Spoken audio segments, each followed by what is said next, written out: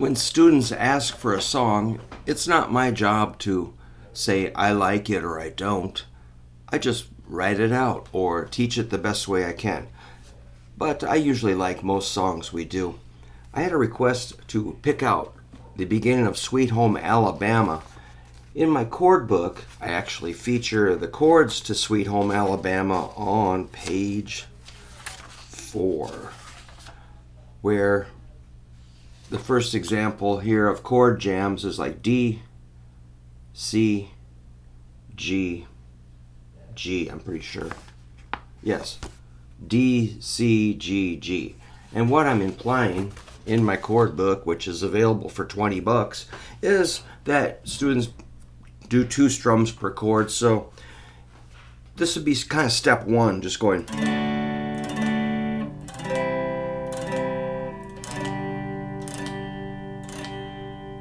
Repeat. 2 Ds, 2 Cs, 4 Gs. Repeat until you got it really smooth, which sometimes takes a long time, and that's all right.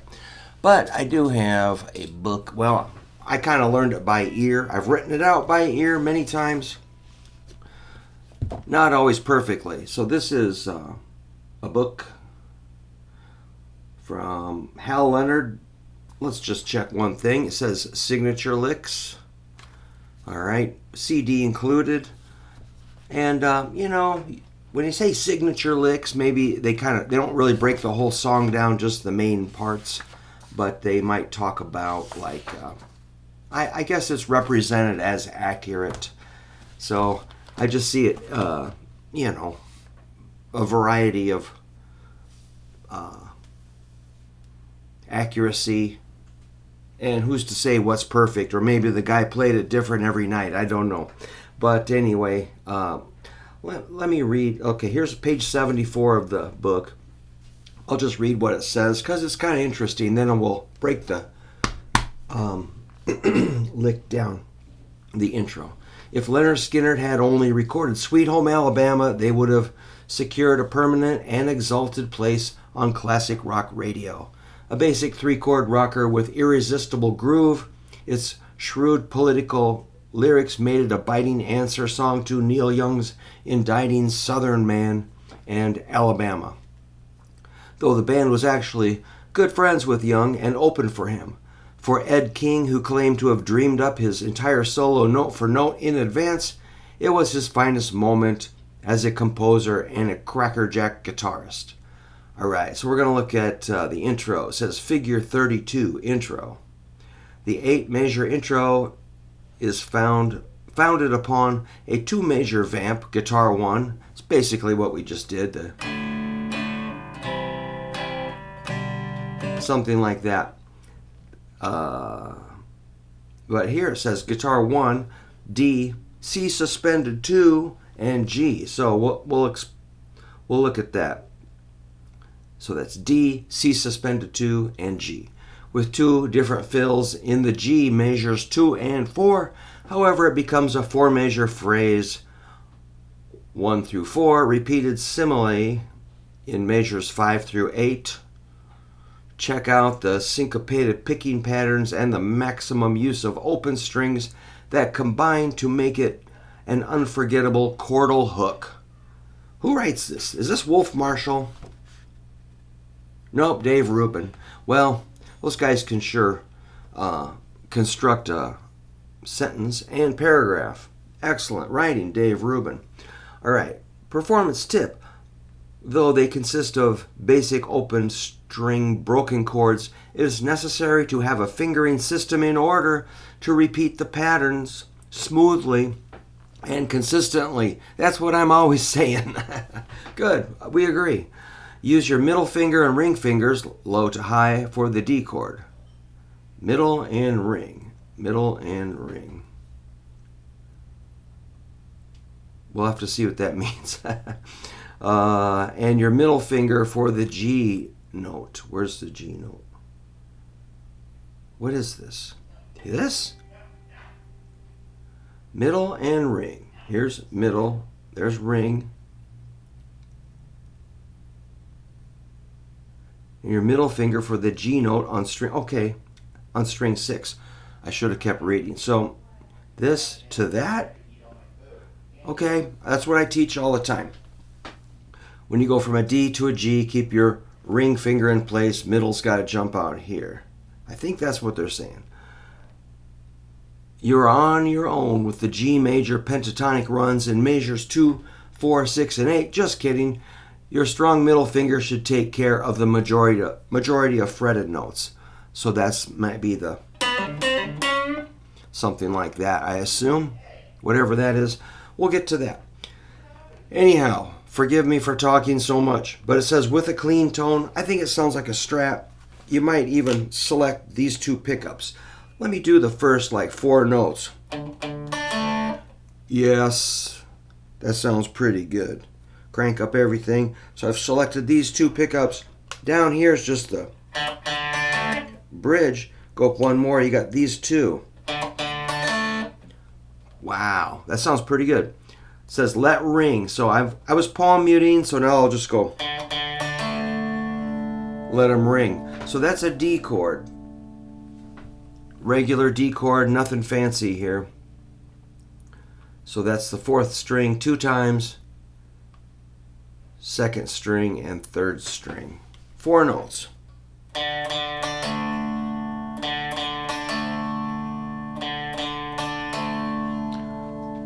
Okay, now there's an open D string, which I circled because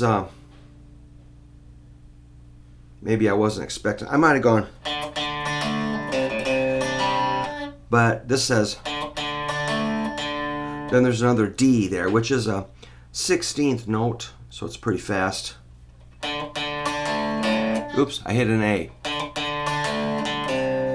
Now we're going to shoot your middle finger over here to the 5th string, 3rd fret. That's kind of implying this sort of a C chord.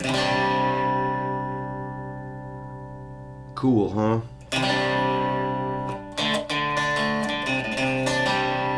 So we're going to shoot over there with the middle finger, 3rd fret, 5th string, C.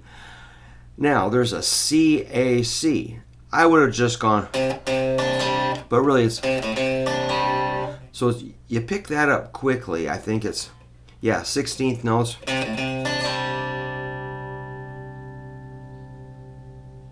Back to the 2nd and 3rd string. So how many notes? 1, 2, 3, 4, 5, 6, 7, 8. 8 notes.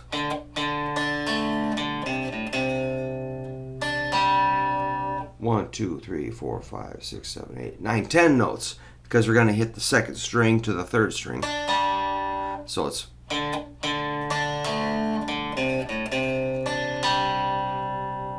and then another D. So that's the first measure. A student brought this in. He said, "Hey man, look at the tablature on my phone." And it didn't have that open D there. And I'm like, So I kind of rewrote it, and I go, I think there's a D there. So I think his tablature might have shown an open E or something. I don't remember, but I'm like, I think that precedes the next bar. So somehow my memory was good or whatever.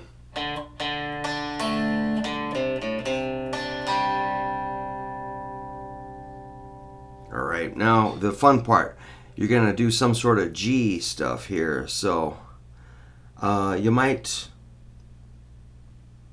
maybe all you need is just this finger here. I might have been overselling it with this. Maybe you don't need that whole chord. Let me try it without the chord, this next measure too.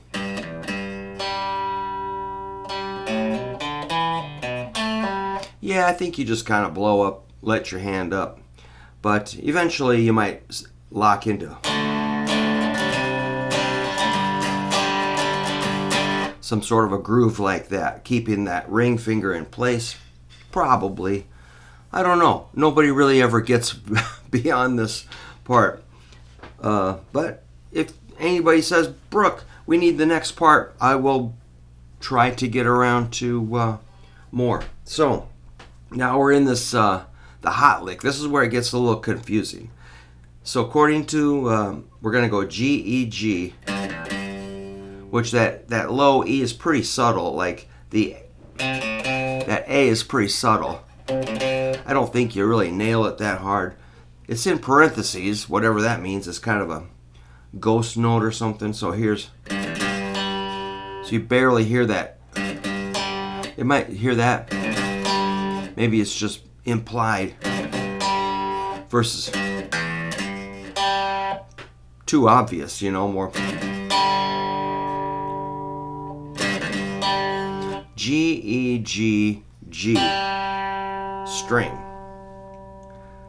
So I drew a little pencil line there. Now we isolate the last 8 notes. Well, 9. These are like 16th notes. So this is where, it gets a little crazy. But we can do this. If we slow it down and do it correctly and learn it right, then you'll really have it. Not that hard, really. It's just G, A, B, D, E, D, B, A, G. Just normal notes that you learn in your sight reading book. And I think middle finger's gonna do everything here.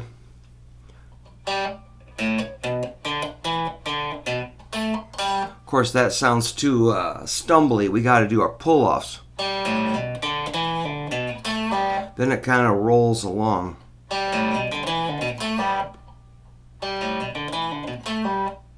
All right, let me explain it again. G, then you're going to hit the 5th string, open A, and hammer on.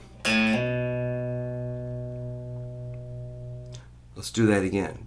G, A, B. Maybe let those ring a little bit, whatever. Then you're going to have an open D. There's 4 notes. Cool lick. That's what I would do. If you're a normal person, maybe just isolate that lick and play that. And you can stop the video and come back, do the next part later. Alright, now you've got a pull off. That's a E, D, 2, 0, 4th string, pull off. So now we've got 6 notes. Almost there.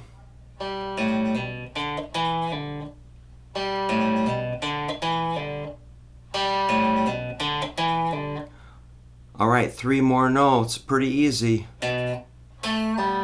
Just playing it, remembering it and playing it consistently is probably the challenge. B, A, G.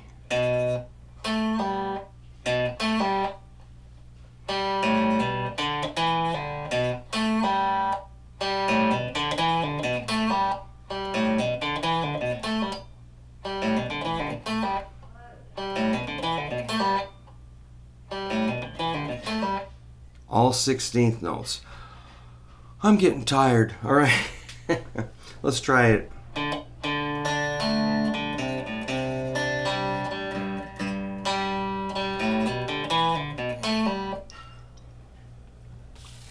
The next phrase is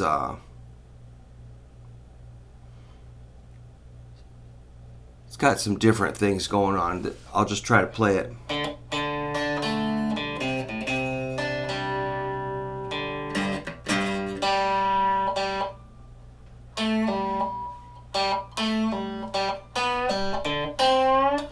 I guess I was going, but that's not right. It's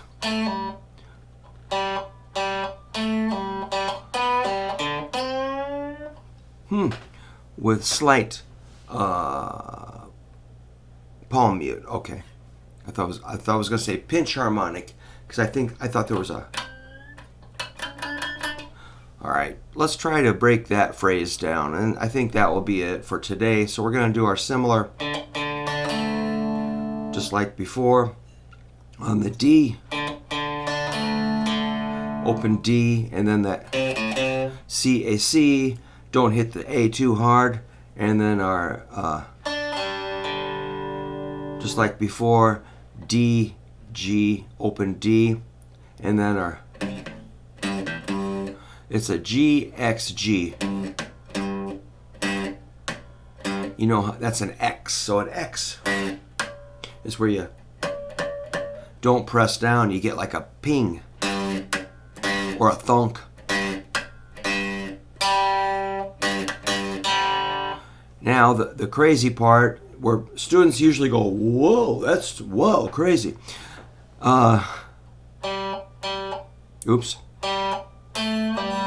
Pretty simple. It's open G, A, pull off. And now, similar, but a 4. So that's. Then you hit a 5th fret, 4th string G. And then we're going to bend 3rd string, 5th fret. A whole step.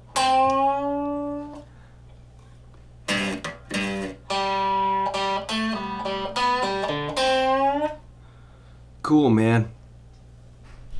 Yeah, me and my little buddies used to try to learn this, and I don't know what we played.